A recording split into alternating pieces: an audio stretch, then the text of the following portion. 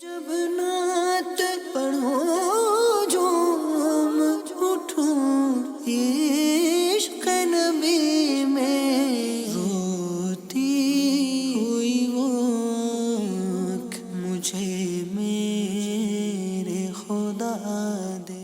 الحمدللہ رب العالمین والصلاة والسلام علی خاتم النبیین اما بعد فاعوذ باللہ من الشیطان الرجیم بسم اللہ الرحمن الرحیم الصلاة والسلام علیک یا رسول اللہ وعلی آلک واصحابک یا حبیب اللہ الصلاة والسلام علیک یا نبی اللہ وعلی آلک واصحابک یا نور اللہ۔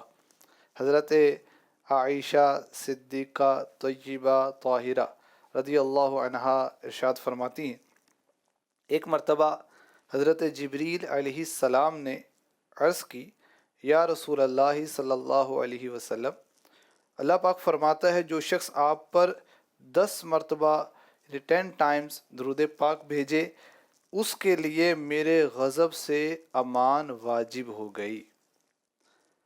شدت جا کنی ہو جب، نزع کی جب ہو کشمکش، ورد زباں ہو یا خدا، صلی علی محمد، حشر میں سالک حزیں، تھام کے دامن نبی، عرض کرے یہ برملا، صلی علی محمد، صلو علی الحبیب صلی اللہ تعالی علی محمد۔ مزید چینل کے ناظرین، پروگرام ہے نعت خواں صحابہ۔ اللہ پاک شان مصطفیٰ کو قرآن کریم میں بیان کرتے ہوئے ارشاد فرماتا ہے، سورہ انفال آیت نمبر 33، وَمَا كَانَ اللَّهُ لِيُعَذِّبَهُمْ وَأَنْتَ فِيهِمْ، اور اللہ کی یہ شان نہیں کہ انہیں عذاب دے جب تک اے حبیب تم ان میں تشریف فرما۔ اس آیت مبارکہ کے تحت مفتی احمد یار خان نعیمی رحمۃ اللہ علیہ فرماتے ہیں کہ اس آیت مبارکہ میں حضور صلی اللہ علیہ وسلم کے رحمت عالم ہونے کا ذکر ہے۔ آپ کی برکت سے اللہ کا عذاب دور ہو گیا، عذاب الہی سے امن ہے، اور قیامت تک عام عذاب اس امت پر نہیں آئے گا۔ جیسے پچھلی قوموں پر عام عذاب آتا، کہیں کسی پر پتھر برسائے گئے، کسی کو زمین میں دھسا دیا گیا، کسی قوم کو پانی میں ڈبو دیا گیا، پیارے آقا علیہ الصلوۃ والسلام کی برکت سے قیامت تک اللہ پاک اس امت کو عام عذاب سے بچائے گا۔ تیسرا یہ کہ حضرت عیسیٰ علیہ السلام آسمان پر بلائے گئے، حضرت ادریس علیہ السلام جنت میں بلائے گئے، مگر پیارے آقا علیہ الصلوۃ والسلام دنیا میں ہی جلوہ افروز رہے۔ وجہ یہ ہے کہ آپ سے دنیا کا انتظام قائم ہے، زمین سے آپ کا چلا جانا زمین والوں کے لیے مصیبت ہو جاتا۔ وہ جو نہ تھے تو کچھ نہ تھا، وہ جو نہ ہو تو کچھ نہ ہو، جان ہے وہ جہان کی، جان ہے تو جہان ہے۔ بے شک بے شک۔ آج بھی انشاءاللہ الکریم ہم صحابی رسول حضرت حسان بن ثابت رضی اللہ عنہ کے نعتیہ اشعار اور اس کی وضاحت سنیں گے۔ بڑھتے ہیں نگران پاکستان حاجی شاہد اتاری کی جانب۔ بسم اللہ الرحمن الرحیم، صلی اللہ علی محمد۔ حضرت سیدنا حسان بن ثابت رضی اللہ تعالی عنہ نے پیارے آقا علیہ الصلوۃ والسلام کی ثنا خوانی کی اور بہت پیارے پیارے اشعار لکھے، اور آپ کا دیوان اب تک ملتا ہے اور پڑھا جاتا ہے۔ اللہ اکبر۔ مختلف ٹاپکس پر مختلف انداز سے حضرت حسان بن ثابت نے غزوہ احد میں پیارے آقا علیہ الصلوۃ والسلام نے دشمن خدا ابی بن خلف بدبخت جو آقا علیہ الصلوۃ والسلام کا دشمن تھا، اس کو جو جہنم میں پہنچایا تھا نیزہ مار کر، اس کا بیان اپنے اشعار کی صورت میں کیا۔ فقد لاقت کا طعنت ذی حفاظ کریم البیت لیس بذی فجوری لہو فضل علی الاحیاء طرا، تجھے ایک غیرت مند ہستی کا نیزہ لگا، وہ ذات معزز گھرانے سے تعلق رکھتی ہے، فسق و فجور سے دور رہنے والی ہے، بڑی بڑی مصیبتیں بھی ان کی عظمت کو کم نہیں کرتی، بلکہ وہ ہستی ان مصائب میں بھی تمام قبائل سے افضل ہوتی ہے۔ یہ جو گستاخ تھا دشمن خدا رسول ابی بن خلف، یہ مکے کا تاجر تھا۔ اس نے کچھ وہ گھوڑے وغیرہ پالے ہوئے تھے۔ وہ کیوں پال رہا ہے؟ ان پر بیٹھ کر میں حضور کو شہید کروں گا. یہ بدبخت ایسا تھا. تو آقا علیہ الصلوۃ والسلام کو کسی نے بتایا, فرمایا آپ انشاءاللہ میں اس کو قتل کروں گا. اچھا, غزوہ احد میں جب آیا تو کسی نے عرض کی حضور وہ آ گیا, آپ نے کسی صحابی سے ایک چھوٹا سا نیزہ لیا اور اس کو مارا. اچھا, یہ جا کر نا اپنے گروہ میں لشکر میں جا کے بیل کی طرح آوازیں نکالنے لگا. اس نے کہا تجھے کیا ہو گیا بھائی, اتنی سی تو راج لگی. تو آئی ہے. کہا کہ مجھے جنہوں نے کہا تھا نا وہ سچ بولتے ہیں ہمیشہ, نے کہا تھا کہ وہ مجھے قتل کریں گے تو میں اب نہیں بچوں گا, اور واقعی نہیں بچا, بدبخت مر گئے. نہ اٹھ سکے گا قیامت تلک خدا کی قسم جس کو نبی نے نظر سے گرا کے چھوڑ دیا, غرق ہو گیا, جہنم میں پہنچ گیا. آقا علیہ الصلوۃ والسلام نے تو خراش لگائی تھی. اور بدبخت ہے وہ انسان کہنے کا بھی حقدار نہیں ہے جس نے نبی کو شہید کیا یا نبی نے جس کو قتل کیا. جہنم میں شدید ترین عذاب اس کو اللہ پاک دے گا ایسے کو. اور اسی طرح وہ بد نصیب ہے جس کو جہنم میں سب سے شدید عذاب دیا جائے گا جس نے اپنی ماں یا باپ کو قتل کیا. اللہ کی پناہ. خیر, حضرت سیدنا حسان بن ثابت غزوہ احد کا واقعہ بیان کر رہے ہیں تو شان نبی بیان کر رہے ہیں. کیا شان بیان کر رہے ہیں؟ غیرت مند, معزز گھرانے والے. میرے نبی غیرت والے, میرے نبی عزت دار گھرانے والے, فسق و فجور سے, گناہ کے کاموں سے دور, تمام قبائل سے افضل. دیکھیں جتنے بھی نبی ہیں سب معصوم اللہ نے پیدا کیے. اعلان نبوت سے پہلے, اعلان نبوت کے بعد, وہ چھوٹے بڑے گناہوں سے پاک. اچھا, بلکہ ان کے اندر تو کوئی ایسی عادت بھی نہیں ہوتی کہ لوگ اس سے متنفر ہوں. اچھا, پیارے آقا علیہ الصلوۃ والسلام نے فرمایا, مسند احمد حدیث نمبر 8304, اللہ پاک کی قسم میں بہت زیادہ غیرت مند ہوں اور اللہ پاک مجھ سے زیادہ غیرت والا ہے. اور غیرت الہی کی ایک مثال یہ بھی ہے, رب تعالیٰ نے فحش یعنی گندے کاموں سے منع فرمایا ہے. بعض ہوتے ہیں وہ گھر کی عورتوں پر غیرت نہیں کھاتے, گھر والی یا بہن یا بیٹی اس کی وہ تربیت نہیں کرتے, پردہ یا غیر عورتوں سے ملنا پرواہ نہیں ہوتی, استغفر اللہ, اور دیگر معاملات میں. بہرحال پیارے آقا علیہ الصلوۃ والسلام کی غیرت مندی کی ایک مثال, بخاری شریف حدیث نمبر 3288. ایک دفعہ خاندان مخزوم کی ایک عورت نے چوری کی. قریش نے چاہا کہ وہ حد سے بچ جائے, جو اسلامی سزا ہے اسے بچ جائے. رسول پاک علیہ الصلوۃ والسلام کے محبوب تھے حضرت اسامہ بن زید رضی اللہ تعالی. حضرت زید بن حارثہ آقا علیہ الصلوۃ والسلام کے غلام تھے. آقا علیہ الصلوۃ والسلام نے ان کو اپنا بیٹا بنایا ہوا تھا, یہ ان کے بیٹے تھے.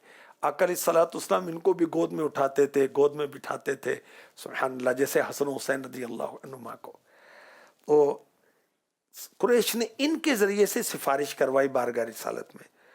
رسول پاک علیہ الصلوۃ والسلام کی بارگاہ میں جب حضرت اسامہ رضی اللہ عنہ نے سفارش کی, آقا علیہ الصلوۃ والسلام نے جلال فرمایا اسامہ اللہ پاک کی مقرر کی ہوئی سزاؤں میں سے ایک سزا کے بارے میں سفارش کرتا ہے. تم سے پہلے لوگ یعنی بنی اسرائیل یہودی جو تھے اسی سبب سے تباہ ہوئے.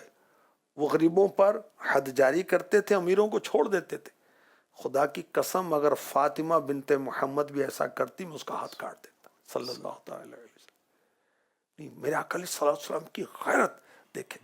اللہ کرے کہ اس کا صدقہ ہمیں ملے اور ہم اسلامی معاملات کو عمل کرنے والے اور اس کے مطابق کریں.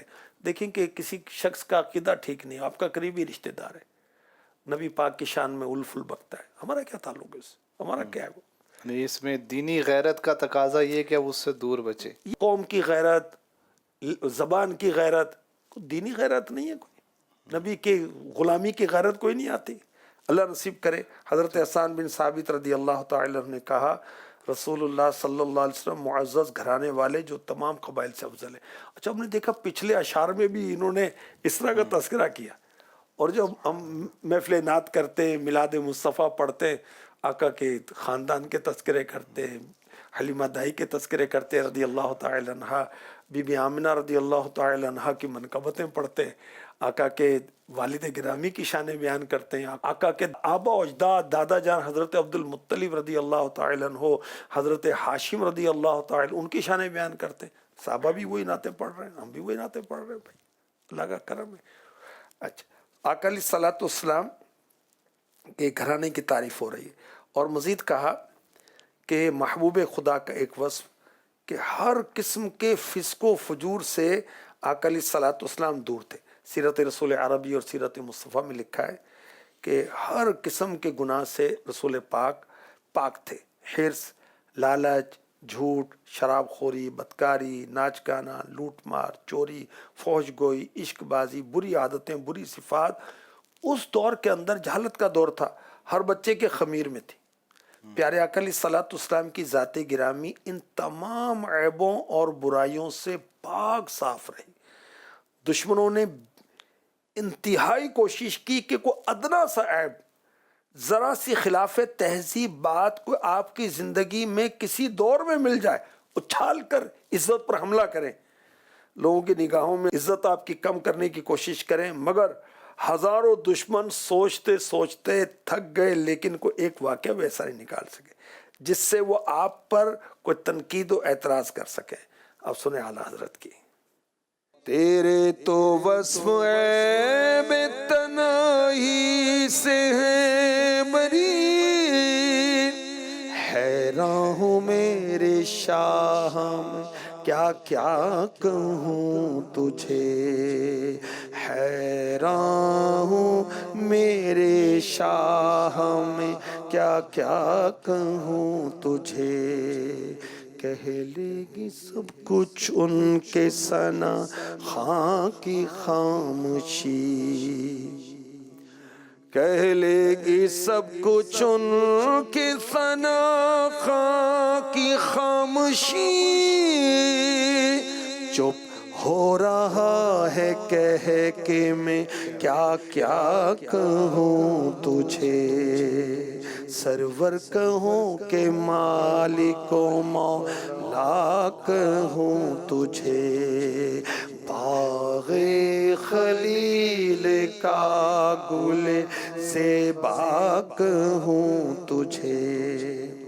حضرت حسان بن ثابت رضی اللہ تعالی عنہ مزید شان مصطفیٰ بیان کرتے ہیں، یا رکنا معتمدین و عصمت لائذ و ملاذ منتجعین و جارا مجاوری، اے وہ ذات جو قابل اعتماد سہارا ہے، جس کی پناہ حفاظت دینے والی ہے، جس کی طرف رجوع کر کے لوگ مطمئن ہو جاتے ہیں، اور جس کا پڑوس محفوظ پناہ گاہ ہے۔ یعنی آقا علیہ الصلوۃ والسلام مخلوق کے لیے ایسی پناہ گاہ کہ کوئی کیسی ہی مصیبت پریشانی میں جب آپ کی طرف رجوع کرے تو مطمئن ہو جاتا ہے۔ ان کے دربار اقدس میں جب بھی کوئی غم زدہ آ گیا، تشنا کام آ گیا، نہ وہ جس کی تسکین سے روتے ہوئے ہنس پڑے، آقا کی تبسم دیکھ کر ہی سب کچھ بھول جائے گا، وہ مسکرا دو تو عالم بدل جائے گا۔ اللہ اکبر۔ شان مصطفیٰ بیان کر رہے ہیں کہ آپ کی ذات بے سہاروں کے لیے قابل اعتماد سہارا ہے، مظلوموں بے کسوں کے لیے آپ کی پناہ نہایت حفاظت والی پناہ گاہ ہے۔ جو آپ کی رحمت کے پڑوس میں آ گیا ہر غم مصیبت دکھ درد سے محفوظ ہو گیا۔ یہی مظلوم کی سنتے ہیں فریاد، یہی کرتے ہیں ہر ناشاد کو شاد، اسیروں کے یہی عقدہ کشا ہیں۔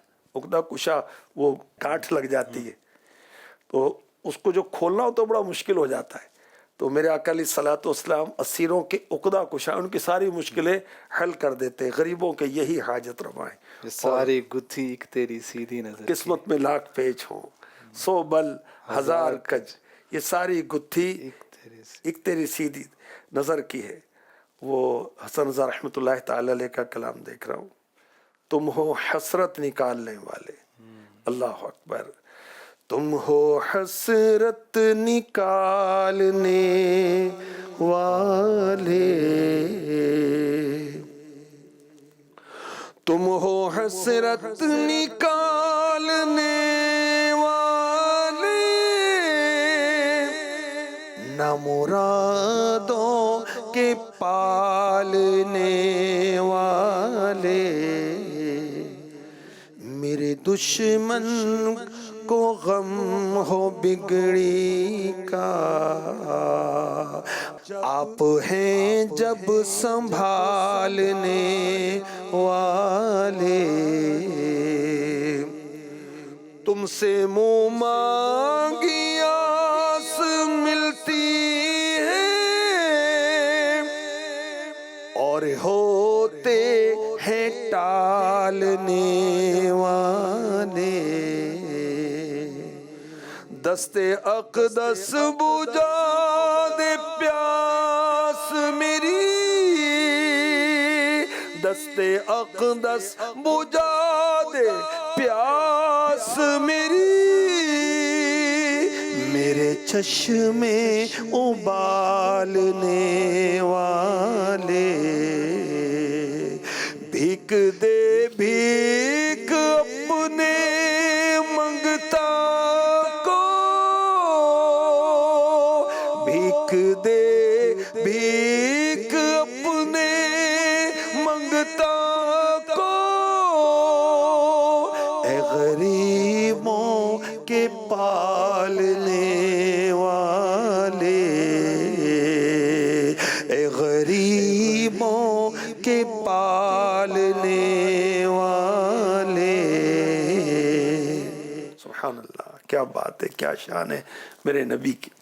مولانا حسن رضا خان صاحب کا ہی شعر ہے، مجھے کیا علم ہو غم کا، مجھے کیا ہو غم علم کا، کہ علاج غم علم کا میرے غم وہ سارا ہے۔ سبحان اللہ، سبحان اللہ۔ وہ حدیث پاک میں پیارے آقا علیہ الصلوۃ والسلام، مشکاۃ شریف کی حدیث پاک، حدیث نمبر 5833، بیوگان یعنی بیوہ عورتوں اور مسکینوں کے ساتھ چلنے سے عار نہیں محسوس فرماتے تھے، ان کی ضرورتیں حاجتیں پوری فرماتے۔ اور مفتی احمد یار خان نعیمی رحمۃ اللہ تعالی علیہ لکھتے ہیں مرآت 8ویں جلد میں، حضور انور صلی اللہ علیہ وسلم کو غریبوں، یتیموں، مسافروں، بیوگان کے ساتھ رہنے، سہنے، چلنے پھرنے، ان کا کام کرنے میں کوئی عار نہ تھی۔ فرشتوں کے بھی ہم نشین تھے، عابدوں زاہدوں کے بھی، اور گناہ گاروں مساکین کے بھی۔ اللہ اکبر۔ رؤوف ایسے ہیں اور یہ رحیم ہے اتنے، رؤوف ایسے ہیں اور یہ رحیم ہے اتنے، کہ گرتے پڑتوں کو سینے لگانے آئے ہیں، یہ کس شہنشاہ والا کی آمد آمد ہے، آقا مرحبا مولا مرحبا۔ جو لوگ اپنی جانوں پر ظلم کر لیں، گناہ کر لیں، اللہ رسول کی نافرمانی کر لیں، کیا کریں؟ وَلَوْ أَنَّهُمْ إِذْ ظَلَمُوا أَنفُسَهُمْ جَاءُوكَ فَاسْتَغْفَرُوا اللَّهَ وَاسْتَغْفَرَ لَهُمُ الرَّسُولُ لَوَجَدُوا اللَّهَ تَوَّابًا رَحِيمًا۔ اور اگر جب وہ اپنی جانوں پر ظلم کر بیٹھیں تو اے حبیب تمہاری بارگاہ میں حاضر ہو جاتے، پھر اللہ سے معافی مانگتے، اور رسول بھی ان کی مغفرت کی دعا فرماتے، تو ضرور اللہ کو بہت توبہ قبول کرنے والا مہربان پاتے۔ مجرم بلائے آئے ہیں، جاؤ کا ہے گواہ، پھر رد ہو کب یہ شان کریموں کے در، مانگیں گے مانگے جائیں گے، منہ مانگی پائیں گے۔ کیوں؟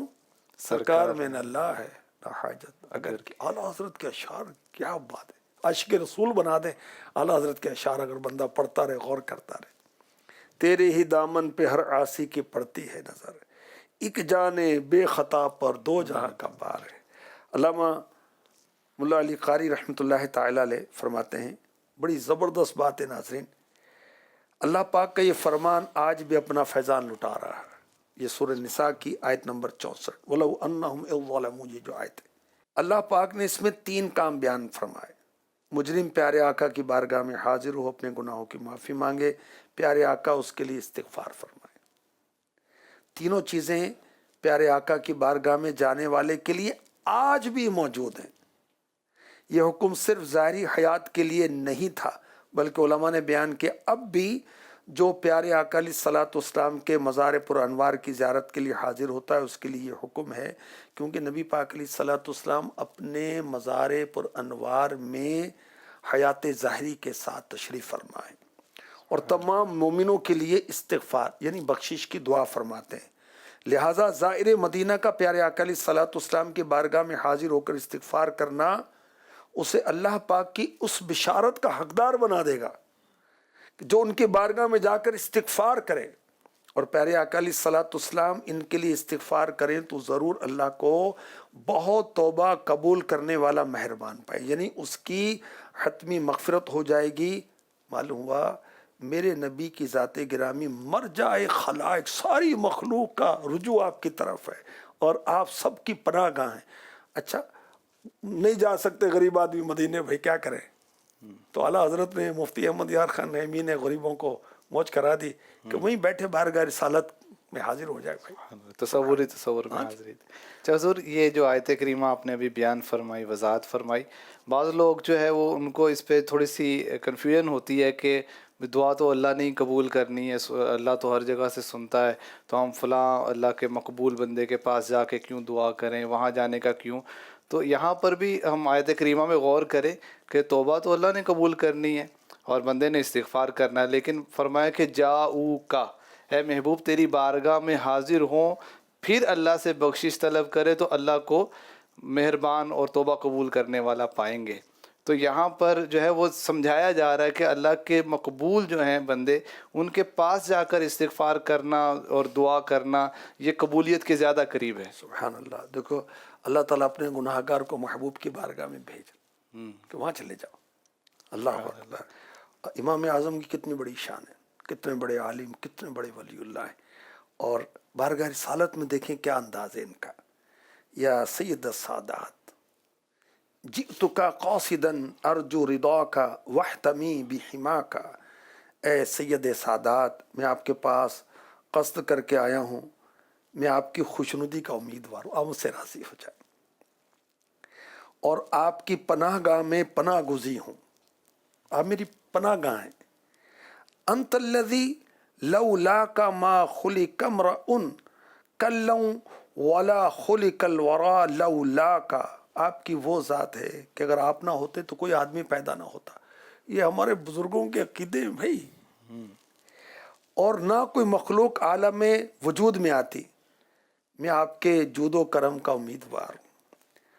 انا طامع بالجود منک ولم یکن، میں آپ کے جود و کرم کا امیدوار ہوں۔ لأبی حنیفۃ فی الانام سواک، آپ کے سوا تمام مخلوق میں ابو حنیفہ کا کوئی سہارا نہیں ہے۔ دیکھیں یہ کیسے عاجزیاں کر رہے ہیں بارگاہ رسالت میں۔ اچھا دیکھیں نعت امام اعظم ابو حنیفہ نے بھی لکھی، بارگاہ رسالت میں استغاثہ پیش کیا۔ اللہ اکبر۔ مولا علی مشکل کشا کی وہ حکایت بھی ہے کہ وہ ایک عرب کا دیہاتی حاضر ہوا اور بارگاہ رسالت میں قبر مبارک میں ابھی 3 دن ہوئے تھے آقا نے دنیا سے پردہ فرمایا تھا، سر پر خاک ڈالی اور کیا جو آپ پر نازل ہوا ہم نے سنا۔ یہ آیت مبارکہ پڑھی تو مزار پر انوار سے آواز آئی قد غفر لک، تحقیق تیرے گناہ بخش دیے گا۔ سبحان اللہ، سبحان اللہ۔ کر لین ظلم جدوی کوئی اپنیاں جانا تے، رب آکھے میں بخشاں گا آؤ یار دے بوئے تھے۔ سبحان اللہ۔ مدنی چینل کے ناظرین، آؤ یار دے بوئے تھے، کیا بات۔ یہ قرآن کا حکم ہے، آؤ محبوب کی دربار میں حاضر ہو۔ بزرگوں نے بڑی پیاری بات لکھی کہ بارگاہ رسالت میں حاضری ہے، استغفار ہے، اور رسول پاک صلی اللہ علیہ وسلم کی شفاعت بھی ہو تو اب یہ توبہ قبول ہوگی۔ تو بارگاہ رسالت میں حاضری اللہ نے اسباب دیے ہیں تو مدینے حاضر ہو جائیں، اور اگر اسباب نہیں ہیں اور جن کے پاس جب بھی وہ موقع بنے تو تصور میں مدینہ پاک کی حاضری دیں اور اللہ پاک سے بخشش طلب کریں۔ انشاءاللہ الکریم اللہ پاک کی رحمتوں کی برسات ہوگی، گناہوں کی بخشش کا سامان ہوگا۔ اللہ کریم ہمیں جو کچھ سنا یاد رکھنے، عمل کرنے کی توفیق و سعادت نصیب فرمائے، آمین بجاہ خاتم النبیین صلی اللہ علیہ وسلم۔ جب نعت